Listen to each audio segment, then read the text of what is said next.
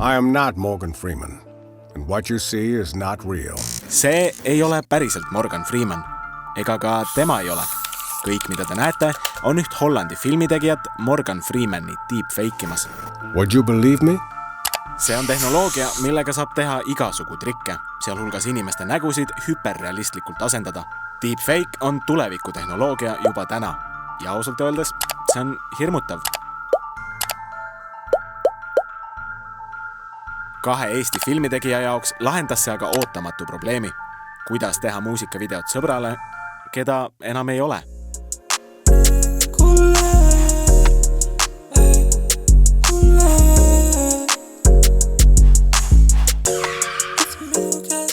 Nägin YouTube'is üht Helikuufi videot, kus oli Arnold Schwarzenegger asendatud Sylvester Stallone'iga Terminaatoris. See oli nii lahe. See tseen, kus ta paljalt kõnnib sinna klubisse ja siis ta on talk to the hand. Filmihuvilistest vennad said deepfake'iga tuttavaks mõne aasta eest. Esmamulje oli neil sama kummaline kui kõigil teistel. See tundus veider ja kättesaamatu tehnoloogia. Eelmisel aastal võtsid aga vennad enda peale oma varalahkunud sõbra, andeka räppari mängupoiss Käru muusika avaldamise. Sündis terve album, sealhulgas varem kuulmata singel Kuller.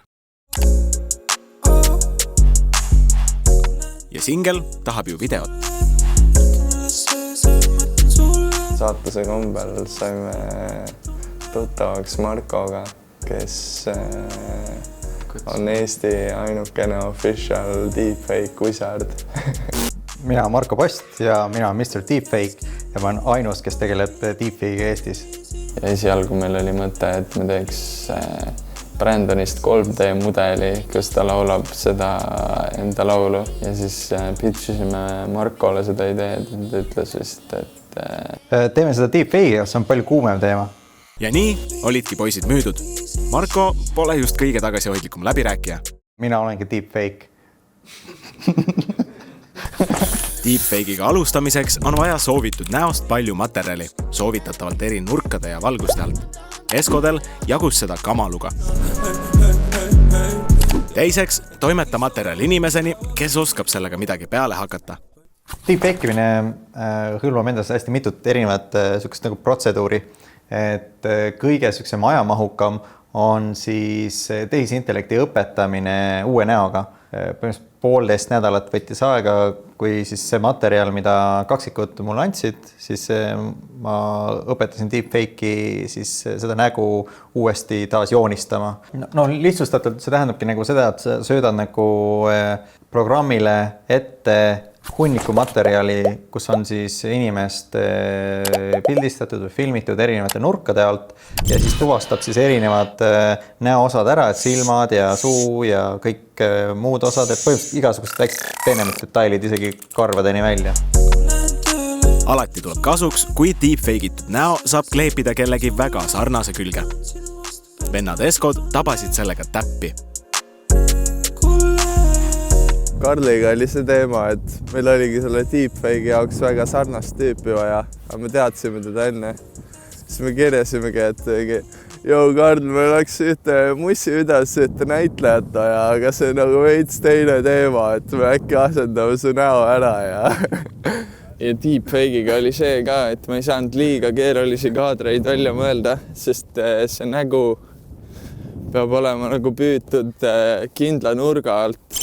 Sest mida vähem liikumist, seda täpsemini saab deepfake asendada iga võimaliku piksli ekraanil ja tõesti peensusteni välja. Ma ei tea, suht ulme, kuidas see deepfake võttis kõik need nagu hambakuju on ka ja isegi see karvad siin põse peal. Ma võib-olla, kui ma näeks nagu korraks, siis ma ei saaks aru, et see on deepfake. Ja voilà! Sealt edasi võid deepfake'itud materjaliga juba ümber käia, kuidas ise soovid. Kõige aeganõudvam osa ongi masina õpetamine. Ta võrdleb vana nägu ja loodavat nägu, kuni on suuteline need usutavalt ühte sulatama. Aga kui sul ei ole oma Mr. Deepfake'i? Et teha deepfake muusikavideot on sul vaja väga head arvutit, millel on väga võimas graafikakaart, võiks olla mingisugune Nvidia GTX 3090 Ti näiteks.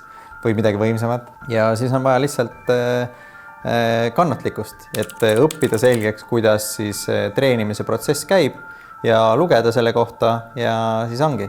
Programm, mida enamus deepfakereid, sealhulgas Marko kasutab, on tasuta. Selle nimi on Deepface Lab. Laadige alla, täitke need nõuded ja Marko sõnul võiks sarnase asjaga tegelikult hakkama saada igaüks.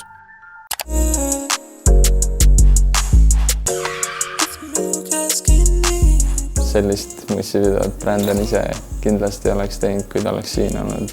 Siis seal oleks ma arvan olnud mingi majapidu ja kuumad tšikid ja teemant kuldkeetid ja persengamodellid ja Lamborghinid ja kõik, aga vist vanaema ütles küll midagi, et kas me ei lähe liiga kaugele või et surnud inimesi ei tohiks kujutada või...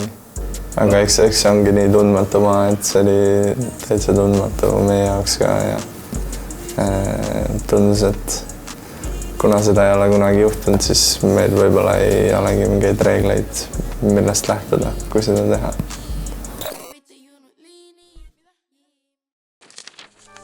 Nii väga armastasime seda tüüpi, kellega kunagi hüvasti ei saanud jätta. Mäletan siiani ta viimaseid sõnu. No davai.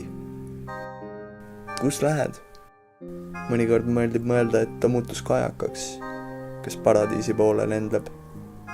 Brandon võib olla meeldetuletus kõigile, et pole mõtet sittadesse mõtetesse kaduda.